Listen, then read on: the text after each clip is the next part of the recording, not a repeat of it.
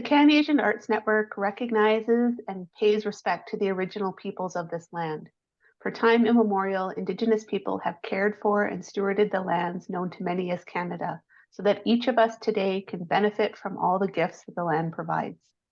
Out of respect for the rights of Indigenous people, it is our collective responsibility to critically interrogate colonial histories and their present-day implications.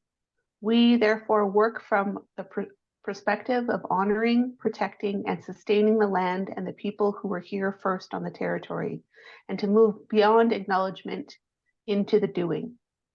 Similarly, we recognize the impact of colonial history and structures on our own communities and those of all people of color. We extend a hand in partnership to those who want to move beyond allyship to become accomplices in dismantling these systems. Tanse Nitotem, Miranda Jimmy Nasigasun, Amisquichi Wiskahitan Ochi. Hello, I am Miranda Jimmy. I come to you today from the heart of Treaty 6, Amisquichi Wiskahikan, known to many as Edmonton. I'm a proud member of Thunderchild First Nation on the Saskatchewan side of Treaty 6, and I'm honored to be with you here today. Hi, my name is Sean C. I'm a father, artist, and community organizer based in Amisquichi Waskahikan, known as Edmonton, Treaty 6 territory, and Métis homeland. I'm also part of the CanAsian Arts Network and working as the community consultant. And yeah, I'm very delighted to be here. Through funding support from Canada Council for the Arts and administrative support from Festival Access Z, the CanAsian Arts Network has created digital content to guide, mentor, inform, and educate equity-seeking artists, cultural workers, organizations, and festivals in Canada. This series of digital literacy workshops will cover a variety of topics on business administration and legal considerations, introduction to social media and digital marketing, and encourage ways to decolonize in the digital space. These workshops will be followed up by a series of community conversations and roundtable discussions with arts leaders to help us learn from each other. Make sure to sign up at canasianarts.com to get all the links and the online content. In our next hour and a half together, you will have an opportunity to hear from two arts leaders sharing their perspectives on understanding historical trauma in Canada. We're so honored to have you both with us today, Adrian and Diamond. I will let them each introduce themselves and get into the content, talking about their relationship and understanding of historical trauma. First, over to you, Adrian. Pokinuksukwa nistudidanaku apoyiskumapi iksukuauta nitutu Siksika. Hello, all my relations. My Blackfoot name is a Little Brown Boy, and my English name is Adrian Stimson. I am talking to you from the Siksika Nation, which is in Treaty 7 territory, Southern Alberta, Blackfoot Confederacy. I'm talking to you from my studio, and it's good to be with you today. First, I'd like to thank the CanAsian Arts Network, Miranda Jimmy, Sean C., and my co-presenter Diamond Yao for inviting me to participate in this workshop series. So thank you very much. In thinking about the subject of understanding historical trauma, I decided to sort of call my part of the talk, sharing stories, connecting communities, and building solidarity. When we think of understanding historical trauma, for the Blackfoot people, it all begins with colonization. And I think we all are familiar with the history of colonization, especially throughout the world. Here in Canada, colonization really had a traumatic effect on the Indigenous populations. And for the Blackfoot, part of that trauma stems from the historical slaughter of the bison. It was estimated there were 75 million bison on the plains, and in a very short period of time, they were slaughtered. And basically, the food source shelter source, and everything that the bison represented for the Blackfoot people was gone. So you can imagine how much of an impact that would have on the Blackfoot people. And a part of that history includes the national dream, the building of the railway from coast to coast. And that national dream was really a big part of our trauma, because of course it went through the plains of Canada. But part of building that railroad was the Asian community. And so there's interesting connections in that history. And some of those connections I'll speak to as part of this talk. But I wanted to start with the bison, because for me, it really speaks to that historical trauma and for the Blackfoot people. One of the ways that I, as an artist, I have my bachelor from the Alberta University for the Arts and my master's from the University of Saskatchewan. So for a number of years, and now 20 years, I've been full-time practicing artist, and I started off in painting. So for me, one of the early explorations was, how do I look at that historical trauma? And how do I, as a Blackfoot person, talk back to that, or in many ways heal that trauma? And so for me, I really looked at this idea of the fact that we're all particles. And I was studying physics at the time. And it really works well with Indigenous knowledge systems, because we really see everything as being alive. When you think of stones, when you think of trees, when you think of all the things, of course, trees are alive, but we never really think stones are alive. But in fact, in Indigenous knowledge systems, they are. We are all particles. And if you look at the physics, everything is a particle. So for me, it was this idea that at the time of the historical slaughter, that energy of the bison was released into the universe. And so now, as an artist, as a Blackfoot, I get to reach into that ether, take that energy of the bison, bring it to myself, create work, and then all of us as artists hope to sell our work, and that work feeds me. So really, I am a continuum of my historical history. Meaning that the bison still feed me today. So this is one way, as an artist, I look at that historical trauma and exercise it, and look at ways of talking back to it, looks at ways of healing that historical trauma. Here, as an artist, as I mentioned, I started off as a painter, but I also do a number of other art practices, such as installation, performance, and such, to the point where I actually call myself interdisciplinary artist, meaning kind of I do it all. So this is where I started off in painting, and really sort of speaks to the romantic notions of the plains and those bison on the plains. I then sort of directly go into the slaughter of the bison and use a lot of paintings of bones to speak to that slaughter, but the collection of those bones across the plains and what those bones were used for. I often draw a red line through the middle of my work, speaking to drawing the line, or don't cross the line, or even like a heartbeat, the flat line. I also talk about notions of punishment, because you can imagine with the slaughter of the bison and that history, it is like a form of punishment. So this is tarred and feathered bison, which harkens back to the practice of tarring, which is an English practice, and feathering, that form of punishment. So juxtaposing that on the slaughter of the bison. And then further, I start to really look at the continuous sort of nature of colonization, in particular resource extraction, which still has a huge impact on Indigenous populations. You can sort of look to recent protests around pipelines, around clear-cut forest cutting in BC, to water issues across the country. So for me, inserting industry such as oil and gas and pump jacks into my paintings sort of speaks to the absence of the bison, and the presence of resource extraction, but also the idea that the bison can come back. So herein, I start bringing the bison back into these images. Another aspect, and I think more people are more familiar with this line of work that I do, is performance art. I truly believe performance art is a great way of speaking to a lot of these issues, in particular historical trauma. For me, a lot of my performance work, it really sort of looks at this idea of exercising the colonial project. Like true exorcism in many ways, because as we well know, it isn't the best for many people. So for me, many years ago during my master's, I created a persona called Buffalo Boy.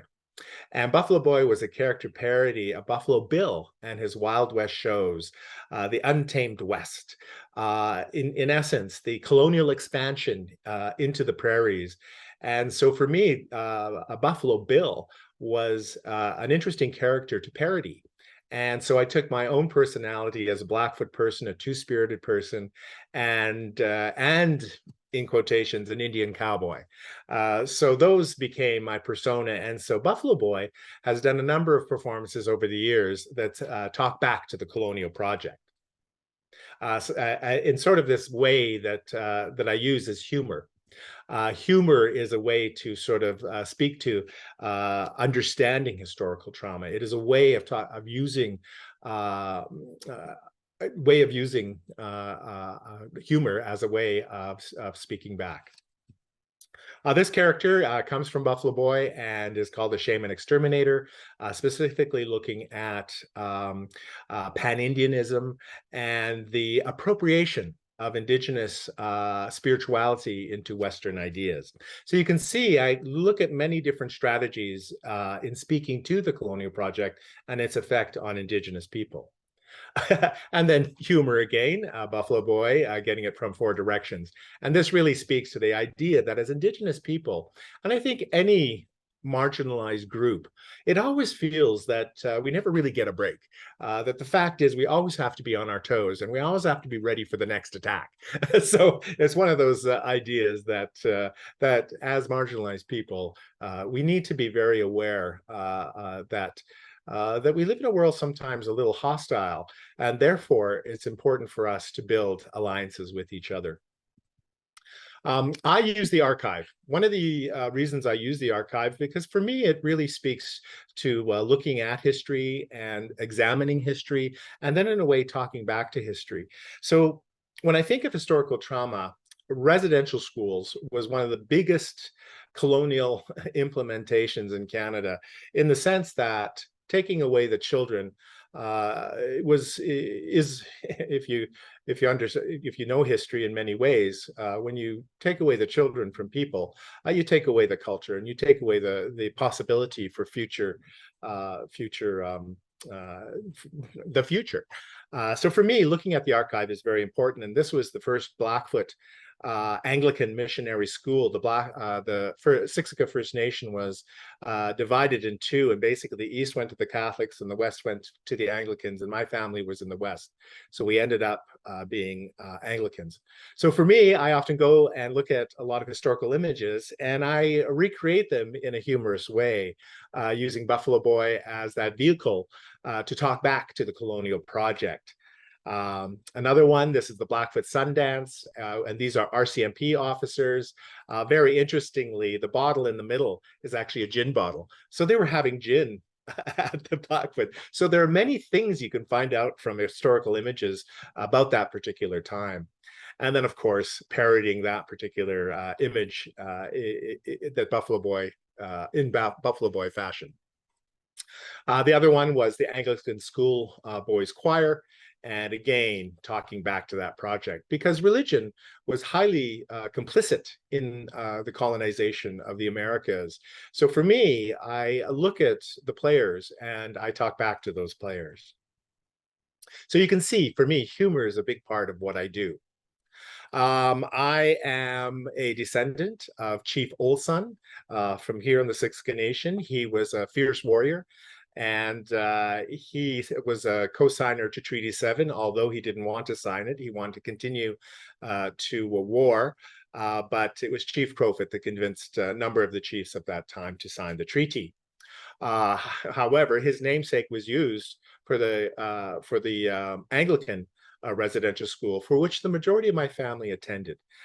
So I have a very strong relationship with this particular place. As you can see, the next few images will speak a bit, are historical images from those schools. And the reason I'm showing them is because they were a major agent in the destruction of Blackfoot, of all Indigenous cultures in Canada.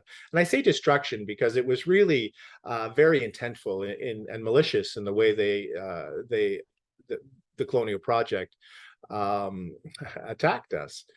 So for me, it is something that I don't shy away from when I speak to it. And as you can see, at that time, neither did they. This Christmas card is one that I often look at, and you can really, it sort of really speaks to the lack of humanity when it came to these schools.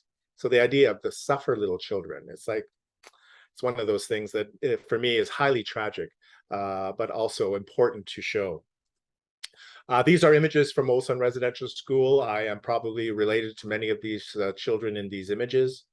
It's also very important at this time to speak of historical trauma and its effect on individuals. It's very hard for First Nations people to often look at these images because it's still new. It's still the intergenerational effects of the residential school are still going on, and that harm is still occurring. So I often, when in showing these images, I often tell people the importance of taking care of yourself through this process. Again, more images. The school bed. These are actually sort of interesting images because they really, they must have been doing a documentary at the school. As you can see, the lights and everything. And to this day, I haven't found this documentary and I'm still looking for it because I think it'd be an interesting insight into that time. And in fact, the filming of a lot of my relations in these schools would be something that I would be particularly interested in seeing. Again, these images. A lot of these schools were used for training, in particular agricultural.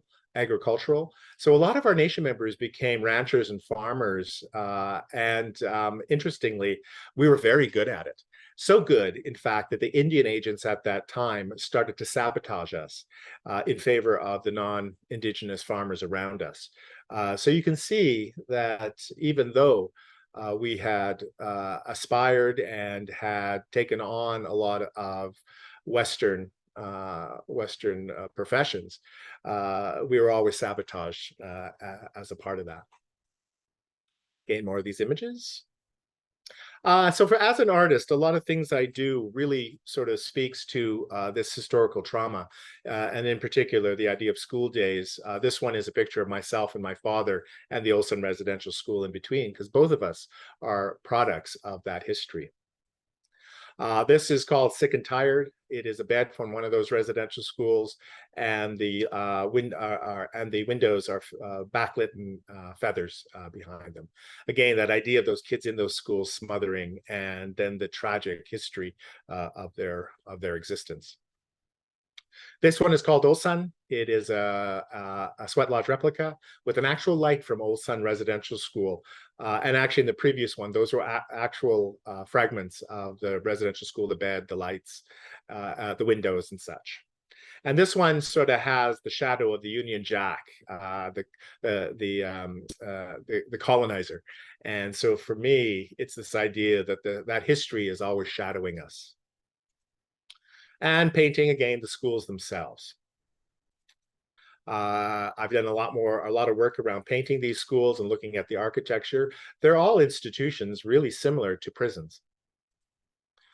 Now we start getting into how do we deal with this history and where do we sort of go? And in our time, reconciliation is a big push and a big discussion. Decolonization, all that sort of stuff. And I happen to work with A.A. Bronson on his apology to the Siksika Nation. His great-grandfather was the first Anglican missionary to the Siksika Nation, and not a very nice fellow. And even within A.A.'s history and story, he speaks to the trauma within his family due to the piousness of his religious history. Anyway, long story short, he wanted to make apology to the Siksika Nation. And so I was approached and I worked with him, and we had many things in common. And very much so that his great grandfather and my great grandfather were frenemies, Old Son and the Reverend Timms. Anyway, so A.A. Bronson, in the spirit of reconciliation, wanted to make apology to the Siksika Nation, and I helped facilitate with him on that. And so it was shown at the Toronto Biennale a number of years back. His was more museological in display, and mine, I created a number of installations. Those are Old Son boys. These are pictographs of Old Son and the first Anglican missionary, which is the Reverend Timms. That is clearing the table in the back, and again, the light from Old Son. And this idea, the well-appointed table, in exact opposite of what would have happened in those schools. And the bison again, the importance of the bison in everything that I do is always there. And then the apology itself, A.A. Bronson made the apology, and we are supposed to do a number of more things, but COVID unfortunately interfered with that, and we hope to have some more of that into the future. Now we get to Buffalo Boys, I Hear the Train A-Comin', going back to the historical slaughter of the bison and the building of the National Dream, the railroad. This one was done in Kingston a number of years ago, where I had everybody in the audience wear Sir John A. Macdonald masks, the architect of the National Dream, but also one of the architects of the residential school system. Sorry, this is a better image here. And this gentleman is of Asian descent, and I felt it was very important for him to be. And basically, it was sort of creating that tie to the historical relationship that First Nations have with the Asian community. At the end of the performance, I basically mimicked one of the images I've seen of a starving individual, First Nations individual from the plains. And I felt really important that be a part of this. Now, to the connections between the Blackfoot and the Asian community. There are two towns that border the Siksika Nation. One is Cluny and one is Gleeshon. Both of those towns saw Chinese settlement. In particular, this store, Louis Hong's, and Louis was a dear friend of the Blackfoot. He and his family settled in Cluny. They were railway workers for many years, and him and his wife, Nellie, had a family in Cluny, and then his son, Jimmy Hong, took over the store many years later. There are a number of stories, in particular, a family by the name of Jerry here on Siksika. They worked for Louis and Jimmy Hong over the years, and their stories, in doing this workshop, I started to do a number of research and talk to a number of Blackfoot people who have memories of this time. And for them, their memories are very fond. Both Jimmy and Louis were great allies. They hired First Nations individuals to work at the store and basically took them in as family. And I know Doreen Jerry has told me that for them, they never went hungry. That the Hong family basically always made sure that they were fed and clothed. And to this day, they still have strong friendships with the Hong family. Jimmy lives in Cranbrook, BC. And one of the things I thought was so important was that in part of doing this, it really resurrected that idea of the importance of sharing stories, because that's what connects us. That's what connects us as people. And so for me, it was really very interesting to go back and remember a number of these connections that we do have. So again, I remember going to the store as a child with the big windows and going inside and seeing the eclectic nature of the things that Jimmy had for sale. But there was a butcher in there, or a little butcher shop, hardware, you name it. It was pretty cool. There's Louis himself for many years. Again, there's Nellie there. Sorry, that image is a little smaller. Their store again. As you can imagine, the old prairie stores. There was also another fellow in Cluny, Fred Kwan, and he owned the second store in Cluny. And for many years, there are many stories over many years. In particular, one story I thought was very interesting. He had a cleaning lady from the nation cleaning his place once, and he had actually taken a number of newspapers and was about to throw them out. They were in paper bags. So what happened was she went through them, and there was a whole bunch of money inside the newspapers. So she showed this to Fred, and oh my goodness, he was really completely surprised because he was saving money, or money was being sent to him, and he didn't realize it from China, and he was going to bring his wife over. So in effect, she found this money, and the story goes that afterwards he was so grateful that he made sure that that she and her family were well taken care of. Just some more historical images here from the Gleason Cluny area. And as you can see, this one is the railway lines. And I took a look at this, and Gleason and Cluny are actually on those maps. So here's Cluny from back in the day, and here is Gleason from back in the day. So again, one of the things that I've been doing over the last number of years is looking at creating connections with various communities, in particular the Asian community. Last year, I did a talk on Hot Pot Talks from Vancouver with David Ng and Jen Sunshine. And again, the importance of speaking to our historical connections, but also building new ones. And this was a fun talk, if I remember correctly. We were sort of talking about many contemporary issues in the art world. Paul Wong is a dear friend. I've known Paul for many years, and we've often talked about the importance of our histories together, and the building of that allyship, and the importance that we can do, and how we can do that through art. Art is a great vehicle for research and for talking about these issues. And I know Paul to be a force to be reckoned with in the Vancouver community. And I know with Some Gallery, which is close to his studio a number of years back, great supporter of that. Again, a bit of Paul's work. A number of years ago in Saskatoon, Saskatchewan, Paved Arts was moving into a new gallery that was a former Chinese restaurant, and they invited Karen Tam to come and recreate a restaurant, Chinese restaurant in that space, which was very interesting. But I got to meet Karen at that time, and through the years, I have run into her. I haven't seen her lately, but every time we do, we remember our time in Saskatoon.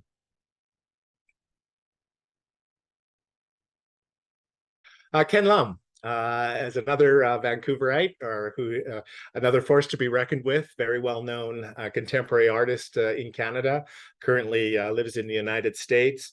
And Ken, I, on a number of occasions, have met and talked about contemporary Western art. This one in particular was a sculpture he made for Edmonton that is not being installed due to issues around the worry that it is inappropriate. I've been following this pretty closely and wanted to have more discussions with Ken about it, because it's really interesting what happens when works get into the public realm. It can cause controversy, and unfortunately, this was one that I know Ken very well, was not intending to be in any way offensive. And I personally don't see this as offensive. So it's interesting to see how, as artists, we can be a trigger and push many buttons in society. And so I think it's always important that as artists, we not only sort of scrutinize, but we also support each other in these discussions. A bit more of Ken's work. I think the famous East Van sign is one, and I've always really enjoyed Ken's humor and the way he approaches many subjects. Another thing I sort of was thinking about when we doing this workshop many years ago, I was given this book, First Son Portraits by C.D. Hoy, a photographer in British Columbia who it's not well known. But basically, within his small town, photographed a lot of the individuals, and particularly First Nations and others from marginalized communities. So I often really thought, again, the importance of sharing our stories, that there are so many stories here in Canada and connections that we have as communities that warrants investigation. And I think right now, a lot of artists are the ones who are looking at that, artists being writers, visual artists, movie makers, and such, because it is a part of Canadian history that we do need to focus on a bit more, because I do believe that there are stronger ties to be shown. And more recently, when I was in London, I went to the Saatchi Gallery, and there was new art from China. And I have to say that a lot of works in that exhibition were incredibly inspiring. The humor, the boldness of in the area of painting and stuff really inspired me as a painter. And I think that, again, the importance of that we all have something to share amongst each other. And in building relationships are so important. And as marginalized communities, that historical trauma is something that we can exercise together. So it's one of the things I think is so important. And once again, thanking the CanAsian Arts Network for inviting me to be a part of this, and to have a discussion with Diamond about the importance of our histories, of our stories, and the need to build and improve our relationships. So thank you for that. Thank you so much, Adrian. I look forward to an opportunity to chat with you, ask you some questions after we hear from our next speaker. So I will turn it over to you, Diamond, to introduce yourself and speak to us about your work. Thank you so much, Adrian, for this wonderful presentation. So, 大家好，我姓姚，我叫姚梦恩，我是在蒙特利尔，我是做记者。Hello, everyone. My name is Diamond Yao. I am a freelance journalist based in Montreal, and my Chinese name is Yao Mengeng. So thank you so much for the CanAsian Arts Network for having me. Like, I really appreciate you for thinking of me with this opportunity. And today I'm going to talk to you a little bit about my work as a journalist, how I came to really care about solidarity, intersectionality, and social justice issues, and what as an Asian community we can do to move forward on a lot of these issues. So for me, my path to journalism was really not straightforward. And it really came very rooted in my personal experiences as a child of just witnessing oppression and witnessing injustices, and just feeling like a lot of these issues were not discussed. So like before being a journalist, I had a previous life working in a lot of nonprofits. So my like passion for combating injustice and oppression led me to this work. So that is from my time working as a science educator at the Red Path Museum.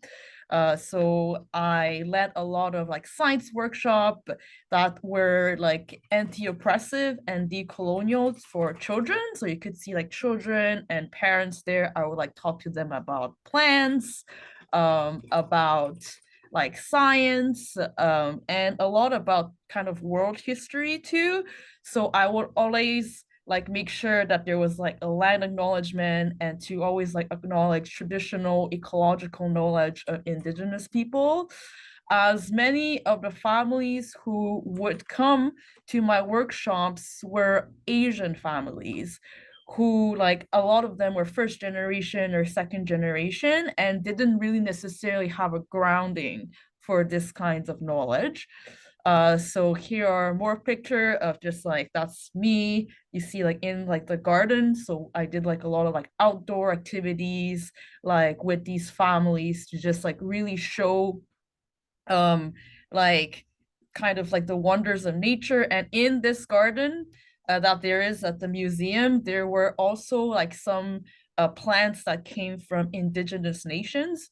So like I would also like take the families on like little tour in the garden and to explain a little bit how indigenous people use those plants. A lot of them were like medicinal plants or plants that were ceremonial. So then after this first career, I became a full-time freelance journalist in 2019, at the end of 2019.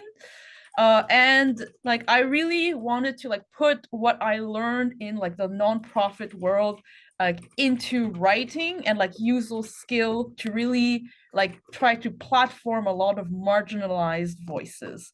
So this a photo comes from one work I did in 2021.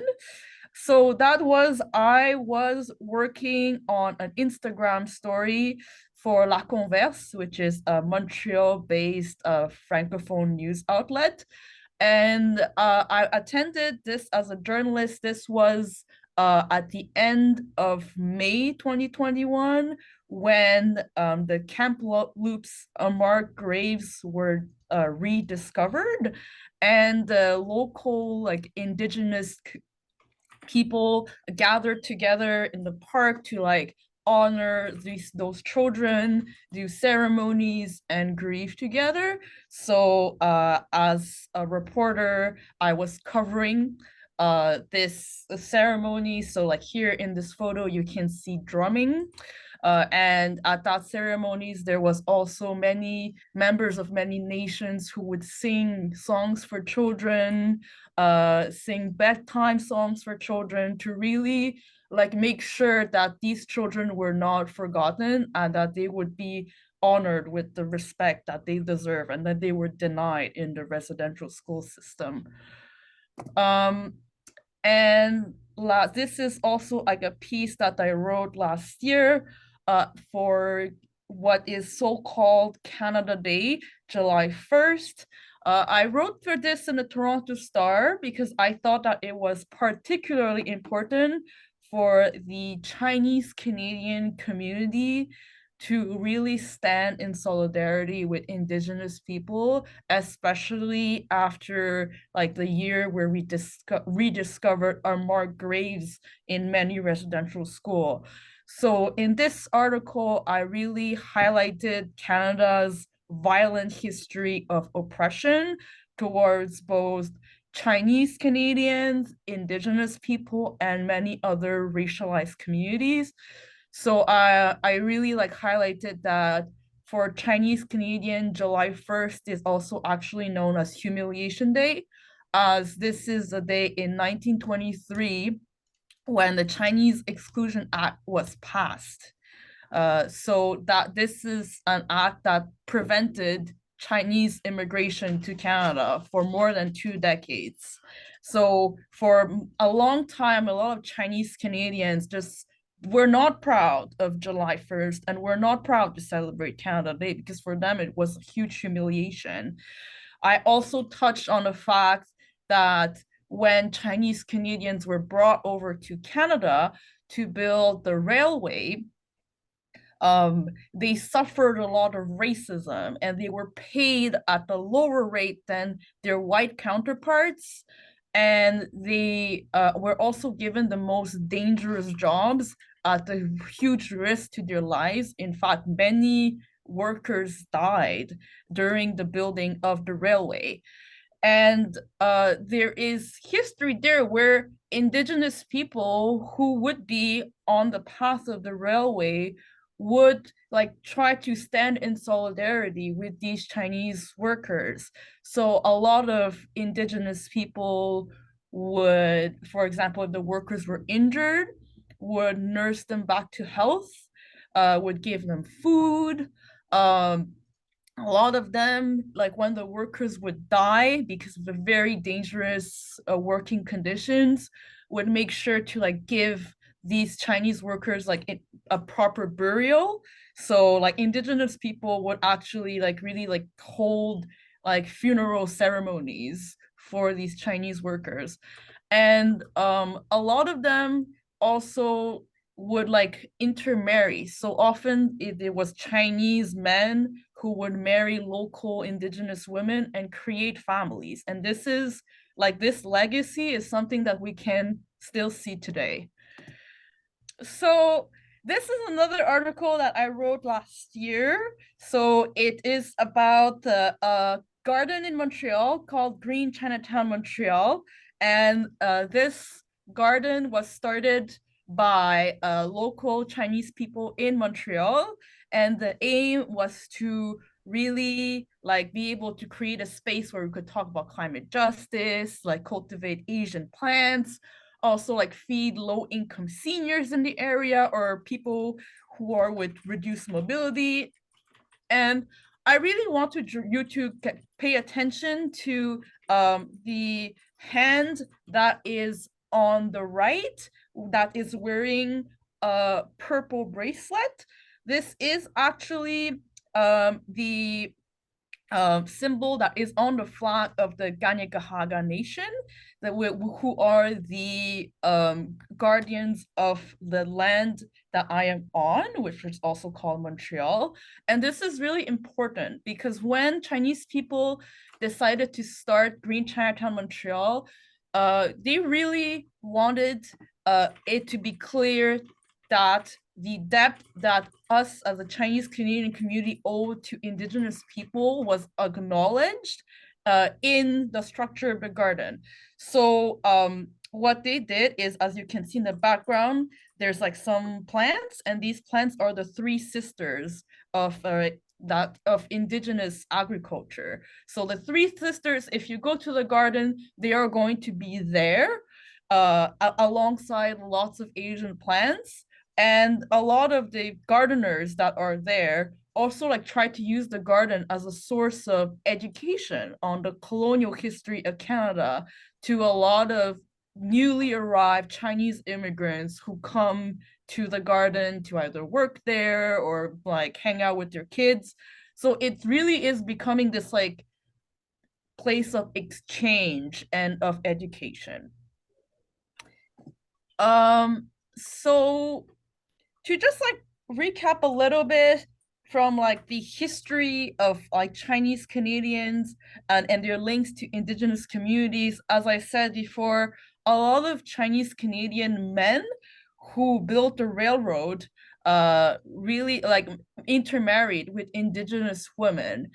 Unfortunately, there is few written records of that happening because Chinese Canadian history and Indigenous history was subjected to processes of erasure. But there are currently like historians really trying to document that, and they have found that there are dozens of such families that are like Chinese and Indigenous, and who are still like here today. Unfortunately, like a lot of them, because of racism, were often like separated as like it was not seen as socially acceptable for Chinese people and Indigenous people to intermarry. So this is also a historical trauma that we have to contend with. I wanted to show this image to show that Chinese Indigenous collaboration in the arts is really not something new. So this is a picture of Hua Guan, who is actually an Indigenous man who, when he was a very young child, was adopted into a Chinese family. And Hua Guan ended up becoming a star of Cantonese opera. And he was born in 1929. So that's like, again, that's something that is happened like almost 100 years ago. And he specialized in making props for Cantonese opera. So he really like found a sense of belonging and community within the Chinese Canadian community by like making props and making sets that were like very elaborate. So now, like in this photo, you can see him with like Cantonese opera performer Rosa Chang. So like he was like fully accepted by the Chinese Canadian community, and like that he spoke Cantonese. Like that was really like in a very important part of his identity. And here, going back to what I was saying about Chinese Indigenous families, like today there are people who are trying to like undo a little bit of the historical trauma. So here is the story that CBC News did very recently on 4 Musqueam Nation and Chinese siblings who made a whole trip back to China to their father's like Chinese ancestral village to connect to their roots. As like when they were children, they didn't really get to understand a lot of where their father was. So like there is actually a whole documentary on CBC about their journey to China and on how they were able to like reconnect with this part of their history. So here I wanted to show a little bit like more modern connections, the Asian and Indigenous connection to art. So here what you can see is artwork by Cantonese Canadian artist whose name is Lan Florency.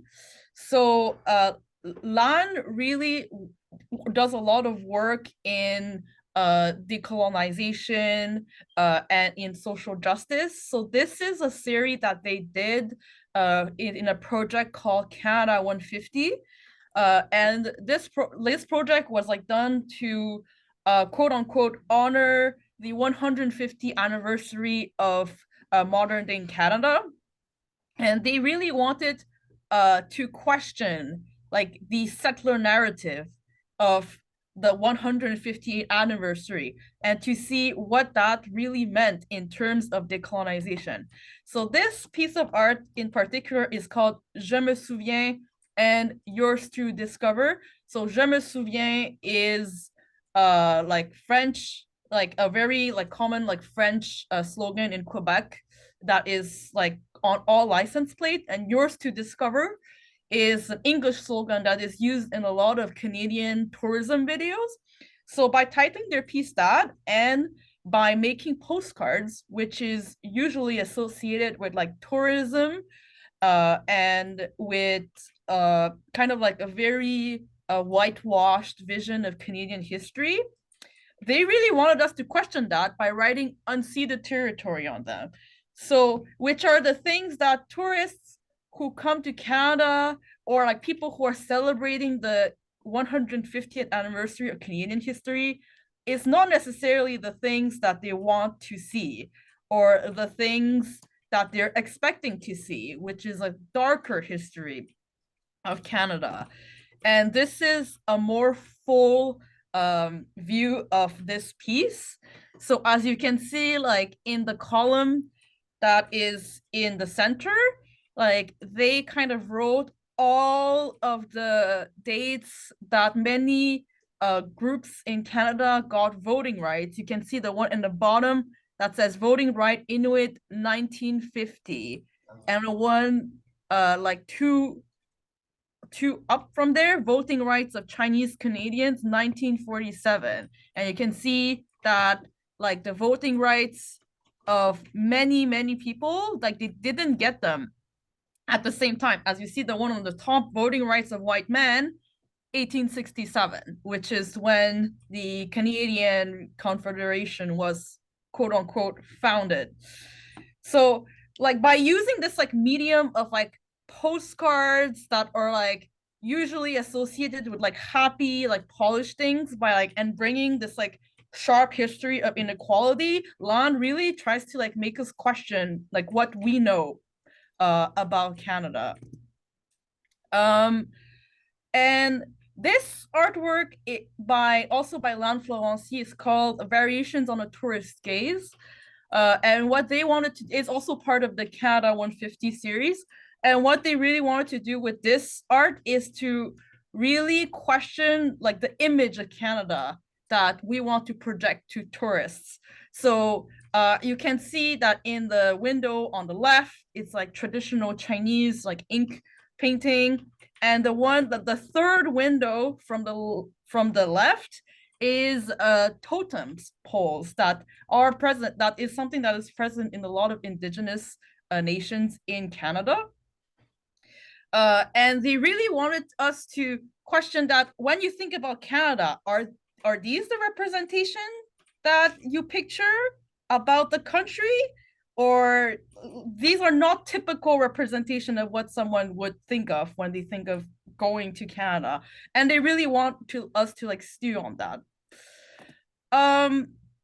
So this is also another Chinese Canadian that has done a lot of work in working with Indigenous people. So her name is Janet Lumb.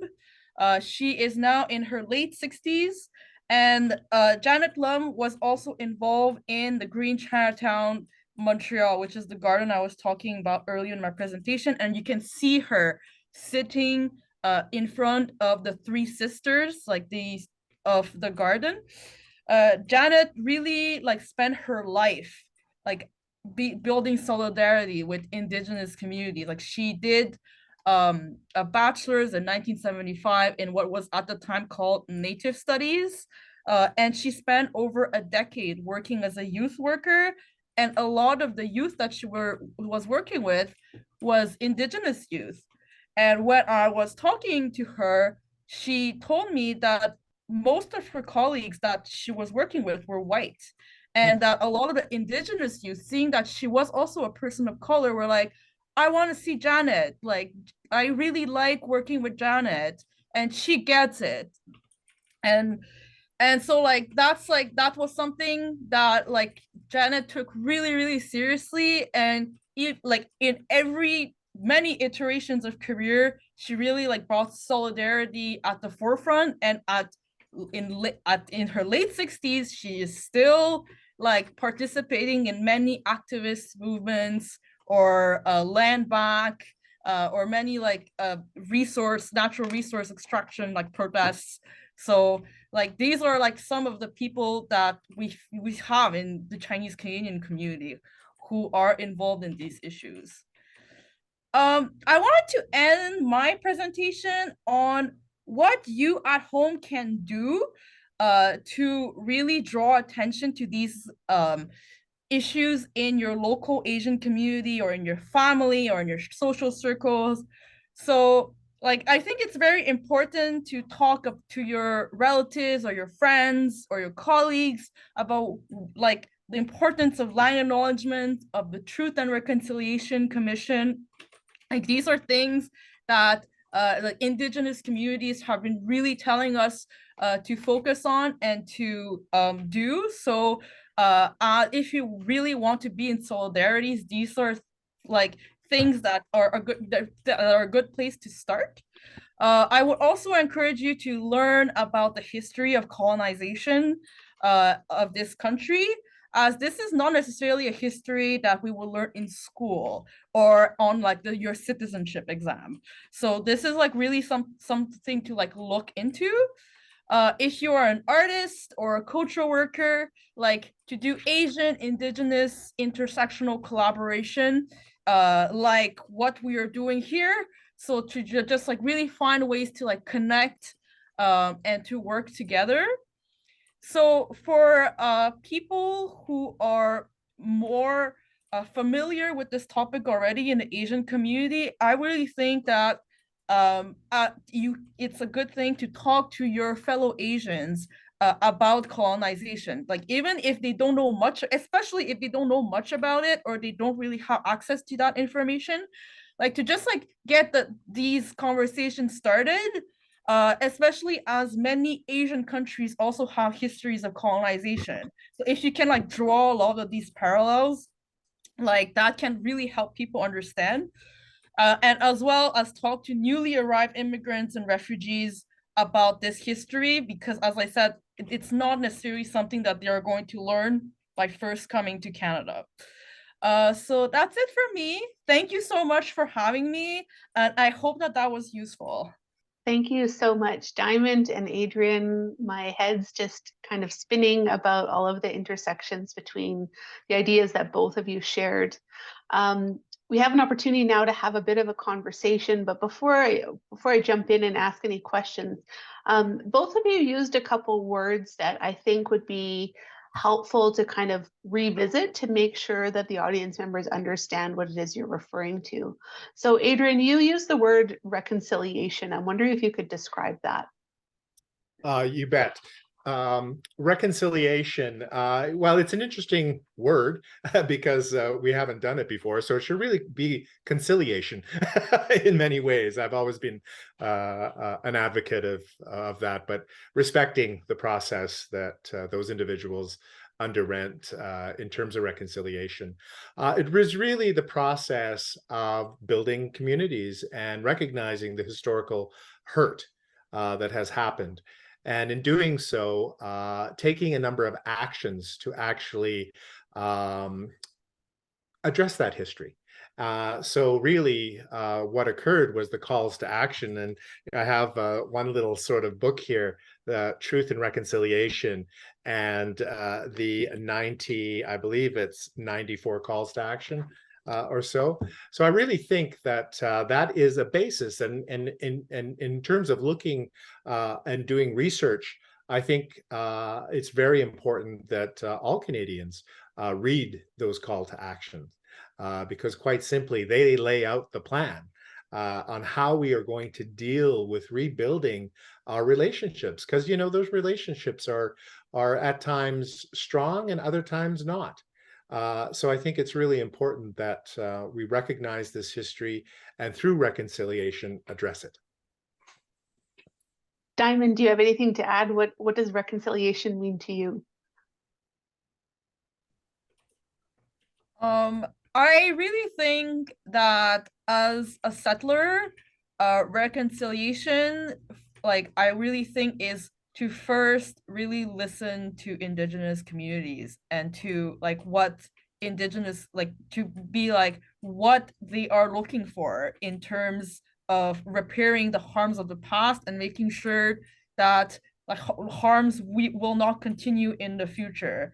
And I really think that is something that is important, as settlers should not center ourselves in efforts of reconciliation. It should really be centered around Indigenous people. And like I just like this is why like it makes me even a little bit uncomfortable to be like, what is reconciliation to me? Because in a sense, it's really not up to me to decide or to judge, as like I am not Indigenous and this is not really my place to say what it is or what it is not.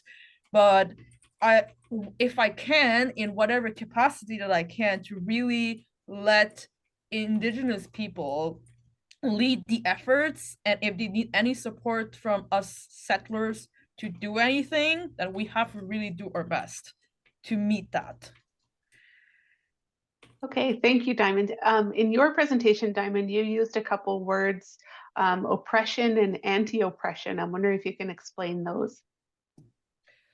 Oppression is when a group of people who have power in society like exerts that power to push down another group of people that does not have power in society. So like and it can apply to group of people or to institutions in society, for example, the education system or the judicial system or the political system. So a lot of systems in our society can also be built in a way that advantages some people and really disadvantages other people. And the disadvantaging of the other people, that is what I would say is oppression. Anti-oppression is really the opposite of that, is when like we try to dismantle the idea that some people have to be in positions of power and push down on other people. It's really dismantling that is necessary for the functioning of society, and to instead adopt a mentality that is collaborative, that is where we are in solidarity with each other and where we can build systems where there is no one who is going to be pushed down, and where everyone like has equal, not only has equal opportunities, but the people that were disadvantaged in the past get reparations and get to really like have things that make up for the harms that were done in the past, so that they can be on equal footing with others in the present. So that is what anti-oppression means to me. Thanks. Adrian, do you have anything to add to those two words? No, I really think that Diamond defined them wonderfully. It really is about that work that it takes to address these historical traumas, but also what it takes to build. And I think that's the most important thing, is that how do we, in spite of all of this, build our communities and build our alliances and create a system that serves us all and serves us all well, and takes care in doing that. Thank you. I think from both the presentations, I'm hearing a lot about standing with each other and this importance of intercultural solidarity, and even a recognition that we in many ways are still very divided. People of color and the Asian community and the Indigenous community, there certainly are like these great histories and stories that we can really turn to. But I also, even my own experience, this uncomfortable feeling of like, how do I start, or where do I start, and how do I begin that conversation, or begin that relationship with something that is, I think hard to reckon with as a Canadian, right? And so, when I was thinking of a question to send you, I was also just like reminded of, like, for myself, what that question was. And actually Miranda was one of, if I can say, like a really important mentor to me to learning about decolonizing and reconciliation. So when I first came to Edmonton in 2016, I reached out to Miranda because she was part of a group leading called RISE, Reconciliation in Solidarity Edmonton. And was basically my start to a relationship and understanding and listening to what Indigenous kind of work and reconciliation would be like here in the city. So my question really is,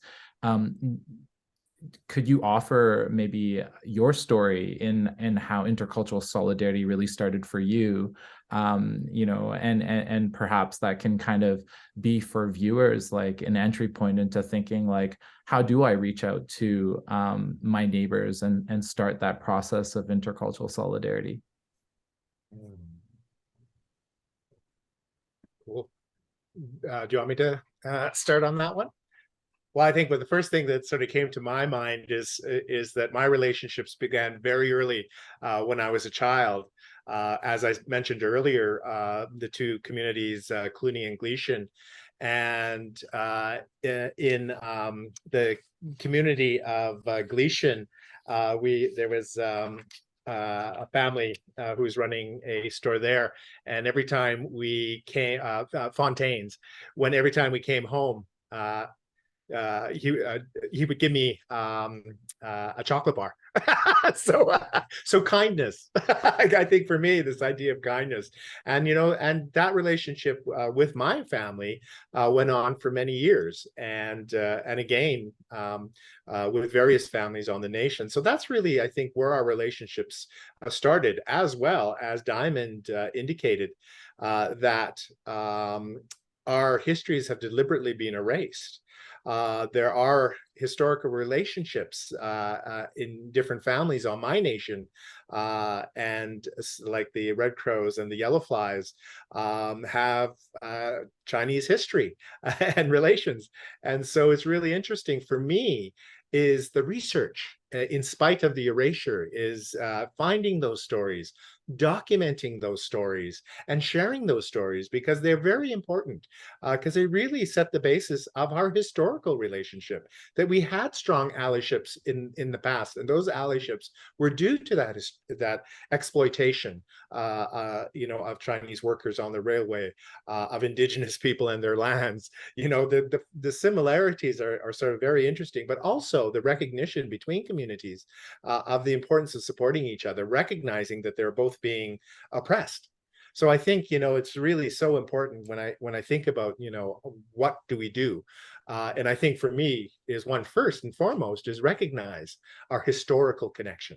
And in recognizing our historical connection, we can see that rich history that exists, and also from that, as Diamond mentioned, I think this for me is the arts. The arts is the place to create these actions, and certainly as an Indigenous artist, I speak to my experience and my history, and so I expect that many artists will speak to their own histories and such. And in doing so, in many different ways, be it sort of parodies or direct action or building gardens, which I think is one of the most beautiful ways of creating relationships, is that there are so many things that we can do.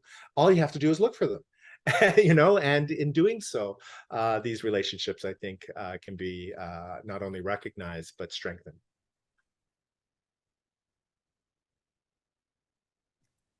Yeah. Sorry, Sean, can you repeat the question? Yeah, if there's like a story that really sticks to you in how you first began to learn about, and listen, like you were mentioning, about the Indigenous experience or the issues, and how that got you to really begin the work that you've been doing in terms of intercultural solidarity. So my story is kind of an interesting one, in that I came to this solidarity work very late in my life, unfortunately, as I grew up outside of Montreal in an area that was not diverse at all.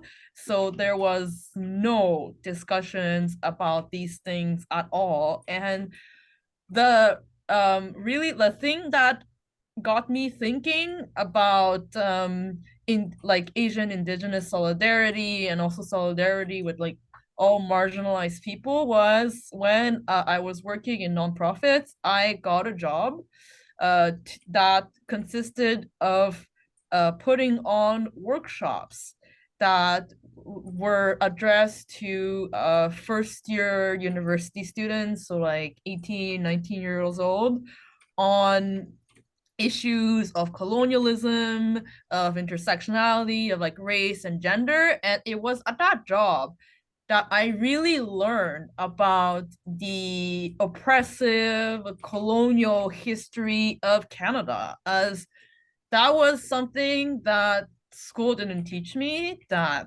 just other institutions didn't teach me.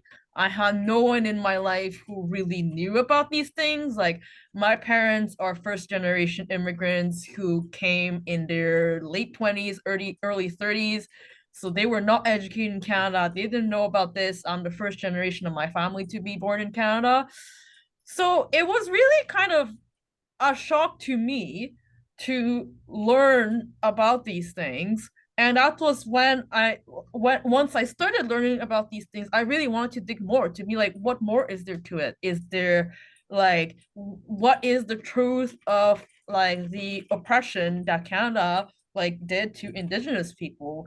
Did Canada do any oppression to other racialized people? Like I really started to dig and to see that not only was there a history of very violent oppression, but often the oppressions were interconnected.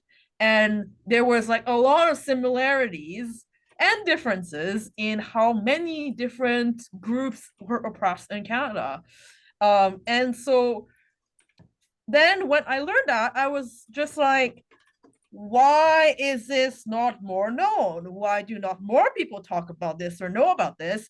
And this is how I came to the idea that I should just, as a journalist, try to really talk about these issues in my writing. And because again, like I don't really want to center myself in a lot of these discussions, I became a journalist so that I could talk to other people and give other people kind of a platform or a way to like express themselves and to express like the histories and their lived experiences of oppression so that it is more well known to the general public. So like this is like really what I am really committed to, is to really like give visibility and give shape and give voice to a lot of these issues that are still unfortunately today not well known enough.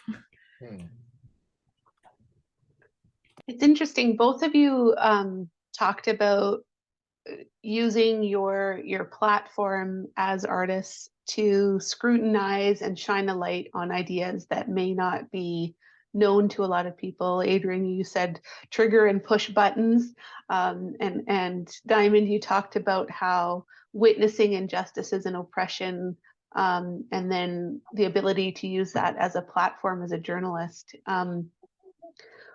What is it that Canadians need to know about our past, and how can artists help bring that to light? Adrian? What Canadians need to know? Well, I think first and foremost, I think most Canadians have or should know by now, have a bit of an idea of the history of colonialism in Canada, and in particular residential schools. I think first the importance of researching that is very important. But I think really, as I mentioned earlier, the 94 calls to action. I think I can't underscore how important it is to take a look at that document. A lot of work and a lot of thought have gone into that. And within that, there are little elements that you can sort of look at that might pertain to you, and be able to sort of figure out how you can address it directly through that. So I think for me, that is one of the ways that one can sort of look to that, to addressing that history and moving through that history. Can you repeat the question? I'm sorry. Sure. No, that's fine. I was just saying, because you use your practice to shine a light. And so what is it that Canadians should know about our past, and how can artists help to shine a light? What can they do? I mean, like the first thing that I think Canadians should know is really that the history of Canada has very, very dark moments, and a lot of them. And that if your history class did not teach you that when you were in school, that is a failure of education to not teach you that. And that this is something that, like, you really have to start looking for and to try to educate yourself about. And I hope, like, by now, like, a lot of my fellow journalist colleagues like have like in recent years like pushed for a lot of more coverage of these things. So right now in mainstream news you will see a lot more coverage of indigenous issues, or residential schools, like especially with last year when with like the findings of the unmarked graves, like that really drew a lot of attention. And hopefully by now, as Adrian said, most Canadians should have a basic understanding of what's happening. But I would also like want to address that to specifically the Asian community. We have in our community a lot of many like recent immigrants, or refugees, or people who are more new to Canada. And I really, really hope that the members of our community, like I said in my presentations, who are more familiar with things like residential schools, with the Indian Act, with like the oppression that Chinese Canadian railroad workers like suffered from, that members of our community who are knowledgeable about this will really take the time to talk to newly arrived people about these things. As I said, this is not something that Canada wants to get out. Like when new immigrants or new refugees come, they think, well, I want to have a better life in this country, like maybe they escape war or persecution or trauma in their home country, and they come to Canada to see us. I want to have a more positive start to my life. This is a positive place to do that. And I really want like those of us who are here in Canada to reach out to these folks and say, you know, to like maybe you should like question this vision that you have of Canada and recognize that bad things happen here too. And to also like kind of like, again, like if you want to talk to like newly arrived like Asian people, to really draw that in your home country there is also histories of colonization and of oppression and of indigenous people who were oppressed, and just like talk about it in those terms so that this is something that is more well known in the Asian community. So, and I think that really like Asian Canadian artists have a role in that, as like people who are members of the community, to like depict like the darker chapters of Canadian history in our art, and to really like take the time to educate other members of the community about these things. Just follow up on that. I'm really glad you mentioned that, Diamond, because most recently I was invited to take part in a citizenship ceremony, but more so to help educate new Canadians to the history of Canada. So I can't underscore how important that is, because I think it's starting to happen now. Because this is the first time that I've, certainly been invited, but I think that it could be expanded so much more as part of the education for new Canadians to really understand the history of Canada, because it's so true. There's this sort of mythological sort of idea of Canada as being this all sort of, human rights and diversity and all that sort of stuff, which is a big part of our narrative. But in fact, when you unpack that, it's a much different story. So I think that those narratives are now changing, and things like citizenship and education in that area is so important. So thank you for bringing that up. Yeah, I think that there's, it's such a complex issue, because like, especially if we're talking about folks coming into the country from all different types of cultures, all different types of systems, there's also a different relationship of how we understand our individual powers in relation to those systems. And certainly if you know if we kind of frame Canada as like, oh, free healthcare, good like justice and stuff, it's easier to kind of gloss over and not necessarily think a bit more about the truth and the reconciliation that does need to happen. So I completely agree, and we need to start also thinking as individuals, what is the system not providing? And I think, Diamond, you're speaking to that you know that we still have so much to go, and that we can't let the system itself be complacent to many gaps that we know, and the erasure that it has also contributed to. So yeah, I really appreciate that. I know that a lot of even some of the content that we're talking about is really like it's rooted in trauma.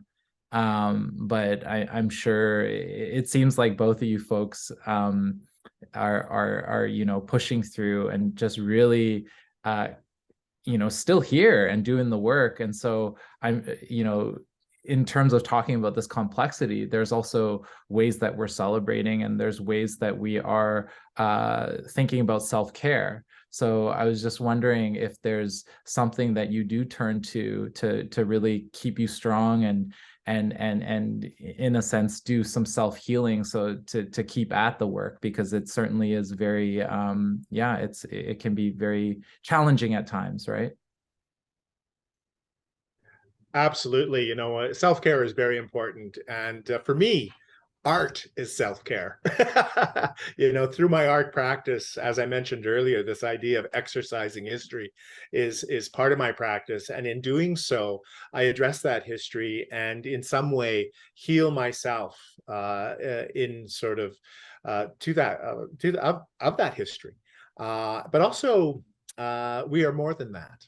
And I think that's one of the things that's so important, is that often we're, because of that history, we're defined that way. But in fact, we're thriving.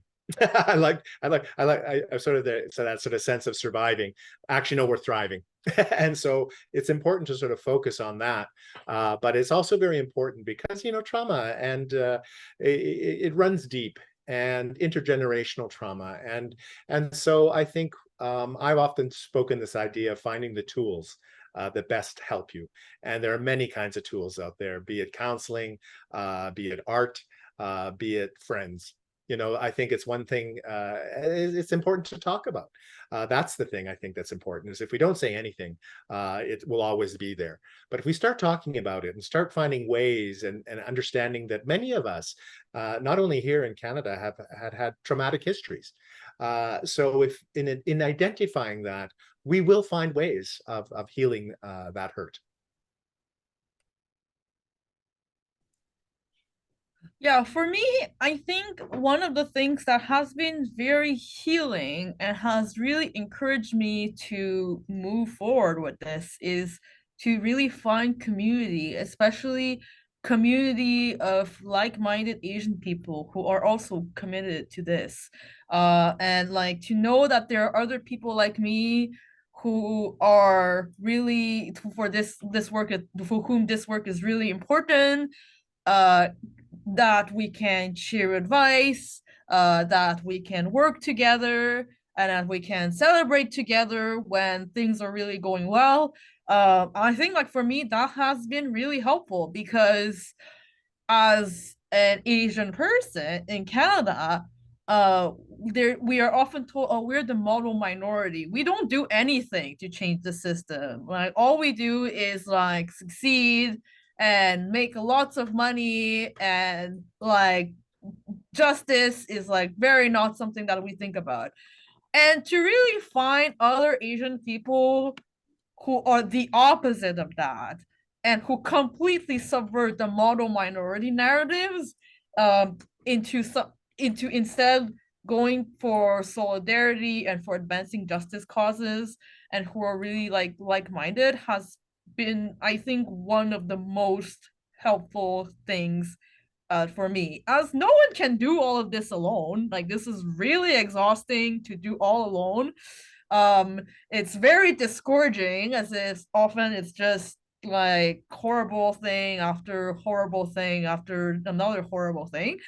But if you know that you're not alone and that you are with other people who understand, like, I think that's great. And also for me, it's like disconnecting from the work and just doing something that are like completely unrelated to that is also very important. Like, I try to really like now set very firm boundaries with myself that I'm going to do this for X amount of time, and then the rest of my time I will move on to something completely unrelated, and that's okay.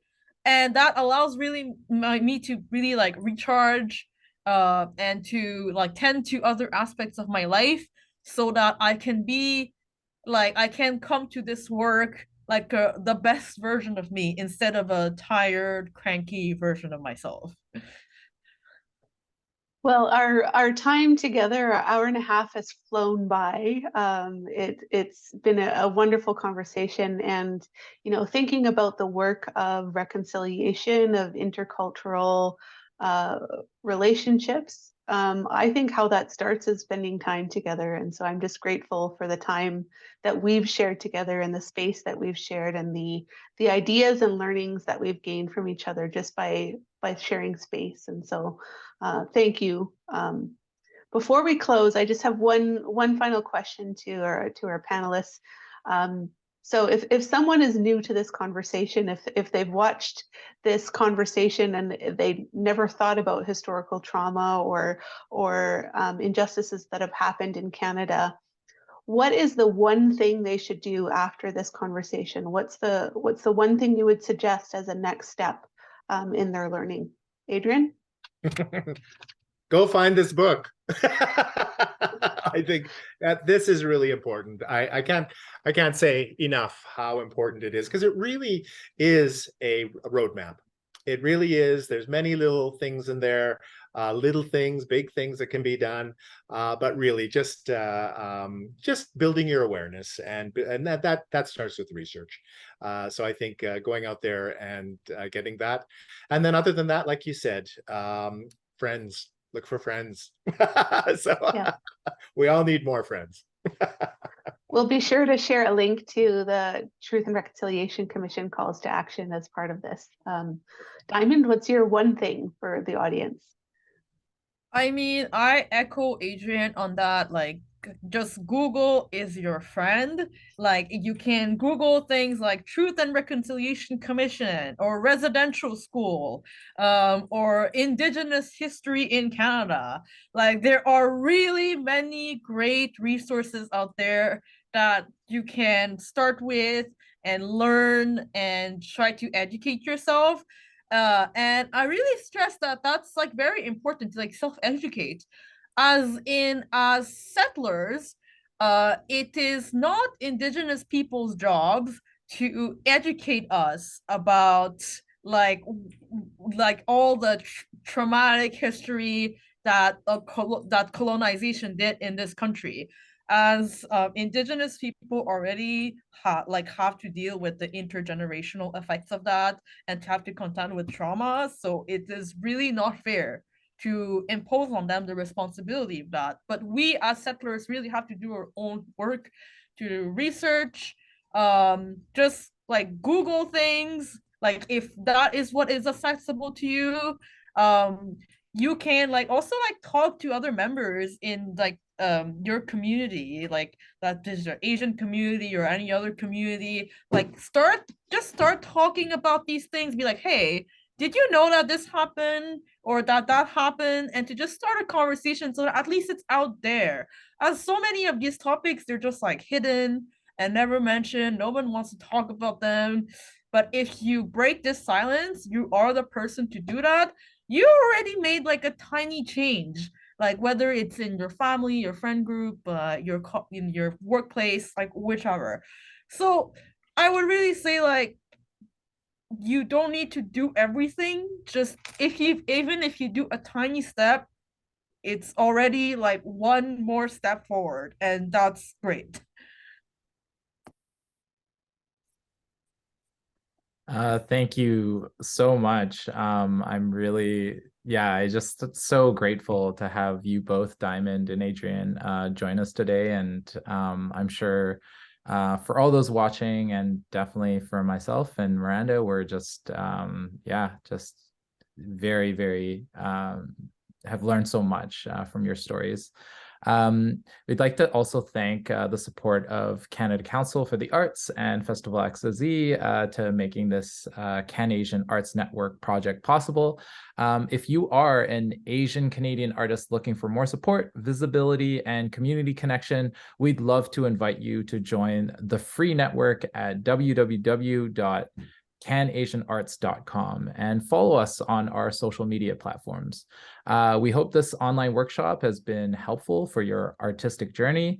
And for more in-depth discussion, you can log into CanAsian Arts Network to access our online groups and go to Decolonizing in the Digital Space. And there will be some more conversation there. So we'll see you online. Thanks. Right.